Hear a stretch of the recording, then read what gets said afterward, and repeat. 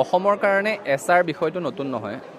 Voter তালিকাৰ বিশেষ সংশোধনী অসমত পূৰ্বতেও হৈছে আৰু যিখন ৰাজ্যত অবৈধ বাংলাদেশীয়ে ভোটাৰ তালিকাত নিজৰ নাম সন্নিৱিষ্ট কৰিবলৈ সক্ষম হৈছে, যিখন ৰাজ্যৰ জনগাঁথনি সলনি হৈছে, যিখন ৰাজ্য অবৈধ অনুপ্ৰৱেশকাৰী বোজাৰ সৈতে ভাৰাক্ৰান্ত, সেইখন ৰাজ্যত ভোটাৰ তালিকাৰ বিশেষ সংশোধনীৰ প্ৰয়োজন আছে। কিন্তু শেহতীয়াকৈ দেখা গৈছে যে ভোটাৰ তালিকাৰ বিশেষ সংশোধনীৰ ক্ষেত্ৰত এই প্ৰক্ৰিয়াটো আগবাঢ়ি যাওঁতে বহুতো খিলঞ্জীয়া মুছলমান লোকলৈ জাননী জাৰি হৈছে। মৰিগাঁও, নগাঁও, তেজপুৰকে ধৰি বিভিন্ন স্থানত খিলঞ্জীয়া লোকৰ ঘৰলৈ জাননী জাৰি হৈছে। এই ক্ষেত্ৰত আমি নিৰ্বাচন আয়োগক স্পষ্টভাৱে এটাই আহ্বান জনাব বিচাৰিম যে বিশেষ সংশোধনীৰ প্ৰক্ৰিয়াটো আগবঢ়াই লৈ যাওঁতে নিৰ্বাচন আয়োগ অধিক সংবেদনশীল আৰু দায়িত্বশীল হ'ব লাগিব আৰু খিলঞ্জীয়া মুছলমান লোকসকলে কোনো যাতে সমস্যাৰ সন্মুখীন নহয় সেই ধৰণেৰে গোটেই প্ৰক্ৰিয়াটো, গোটেই বিষয়টোৰ সমাধান কৰিবৰ কাৰণে দাবী জনাইছোঁ। নিশ্চিতভাৱে সদৌ অসম ছাত্ৰ সন্থাৰ এটা ভাতৃ সংগঠন আছে অসম উন্নতি সভা, আৰু অসম উন্নতি সভাৰ জন্মৰ উদ্দেশ্যটোৱে হৈছে এটা পৰিকল্পিত অৰ্থনৈতিক আন্দোলন আৰম্ভ কৰা। চাওক, আমাৰ অসমৰ অৱস্থাটো এতিয়া এনেকুৱা, প্ৰতিটো দলেই নিৰ্বাচনৰ আগে আগে প্ৰতিশ্ৰুতি দিয়ে যে 24 লাখ নিবনুৱাক 25 লাখ নিবনুৱাক সংস্থাপন দিম, আৰু নিৰ্বাচনৰ পাছত নেৰেটিভটো সলনি হয়। গণি 1 লাখক চাকৰি দিম বুলি কোৱা হয়। 1 লাখ বা 1.5 লাখ চাকৰি চৰকাৰী খণ্ডত বহুত ডাঙৰ কথা, কিন্তু বুনিয়াদী প্ৰশ্নটো এতিয়াও একেই থাকে যে 1.5 লাখ চৰকাৰী সংস্থাপন হৈ গ'ল, কিন্তু নিবনুৱাৰ সংখ্যাটো 25 লাখ আছিল, বাকীখিনিৰ কি হ'ব? আৰু যিখিনি সময়ত 1.5 লাখ চাকৰি দিবৰ কাৰণে 5 বছৰ সময় লাগে, সেইখিনি সময়ত কেৱল গুৱাহাটী বিশ্ববিদ্যালয়ে প্ৰতি বছৰে 67,000 নতুন গ্ৰেজুৱেট সৃষ্টি কৰে। অসমৰ গোটেইকেইখন বিশ্ববিদ্যালয়ক যদি ধৰা যায়, প্ৰায় 1 লাখৰ ওচৰত প্ৰতি বছৰে ডিগ্ৰীধাৰী নিবনুৱা সৃষ্টি হৈ আছে, স্নাতক ডিগ্ৰীধাৰী। গতিকে সেই ক্ষেত্ৰত এটা পৰিকল্পিত অৰ্থনৈতিক আন্দোলনৰ প্ৰয়োজন আছে। এটা ছাত্ৰ সংগঠন হিচাপে আমি নিজৰ কামখিনি দায়বদ্ধতাৰে কৰিম, কিন্তু চৰকাৰৰ ক্ষেত্ৰতো দীঘলীয়া আঁচনি লাগিব যে চৰকাৰী চাকৰিৰ বাহিৰেও কি ধৰণেৰে স্বাৱলম্বিতাৰ দিশত নতুন প্ৰজন্মক আগবঢ়াই লৈ যাব পাৰি।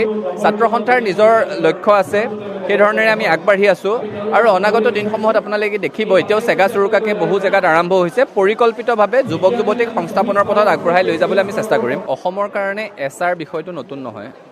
ভোটাৰ তালিকাৰ বিশেষ সংশোধনী অসমত পূৰ্বতেও হৈছে আৰু যিখন ৰাজ্যত অবৈধ বাংলাদেশীয়ে ভোটাৰ তালিকাত নিজৰ নাম সন্নিৱিষ্ট কৰিবলৈ সক্ষম হৈছে, যিখন ৰাজ্যৰ জনগাঁথনি সলনি হৈছে, যিখন ৰাজ্য অবৈধ অনুপ্ৰৱেশকাৰী বোজাৰ সৈতে ভাৰাক্ৰান্ত, সেইখন ৰাজ্যত ভোটাৰ তালিকাৰ বিশেষ সংশোধনীৰ প্ৰয়োজন আছে। কিন্তু শেহতীয়াকৈ দেখা গৈছে যে ভোটাৰ তালিকাৰ বিশেষ সংশোধনীৰ ক্ষেত্ৰত এই প্ৰক্ৰিয়াটো আগবাঢ়ি যাওঁতে বহুতো খিলঞ্জীয়া মুছলমান লোকলৈ জাননী জাৰি হৈছে। মৰিগাঁও, নগাঁও, তেজপুৰকে ধৰি বিভিন্ন স্থানত খিলঞ্জীয়া লোকৰ ঘৰলৈ জাননী জাৰি হৈছে। এই ক্ষেত্ৰত আমি নিৰ্বাচন আয়োগক স্পষ্টভাৱে এটাই আহ্বান জনাব বিচাৰিম যে বিশেষ সংশোধনীৰ প্ৰক্ৰিয়াটো আগবঢ়াই লৈ যাওঁতে নিৰ্বাচন আয়োগ অধিক সংবেদনশীল আৰু দায়িত্বশীল হ'ব লাগিব আৰু খিলঞ্জীয়া মুছলমান লোকসকলে কোনো যাতে সমস্যাৰ সন্মুখীন নহয় সেই ধৰণেৰে গোটেই প্ৰক্ৰিয়াটো, গোটেই বিষয়টোৰ সমাধান কৰিবৰ কাৰণে দাবী জনাইছোঁ। নিশ্চিতভাৱে সদৌ অসম ছাত্ৰ সন্থাৰ এটা ভাতৃ সংগঠন আছে অসম উন্নতি সভা, আৰু অসম উন্নতি সভাৰ জন্মৰ উদ্দেশ্যটোৱে হৈছে এটা পৰিকল্পিত অৰ্থনৈতিক আন্দোলন আৰম্ভ কৰা।